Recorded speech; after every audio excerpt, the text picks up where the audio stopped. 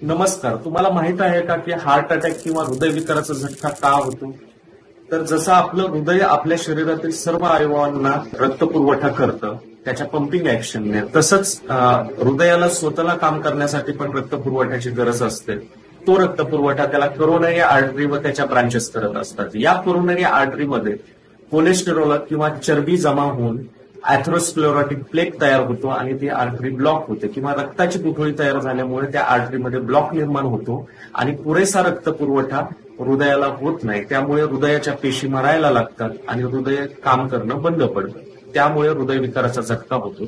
तर हृदयविकाराच्या झटक्याची जसं की छातीमध्ये मध्यभागी दुखणं किंवा डाव्या बाजूला दुखणं, डाव्या खांद्याला किंवा हातामध्ये दुखणे किंवा हात जड पडणे, जबडा जड पडणे, श्वास घ्यायला त्रास होणे किंवा घाम येणे यासारखी लक्षणं आढळून आल्यास तुम्हाला लवकरात लवकर हॉस्पिटलमध्ये जायचंय आणि वेळेत उपचार केल्यावरच तुम्हाला त्या हृदयविकाराच्या झटक्याला टाळता येणार आहे.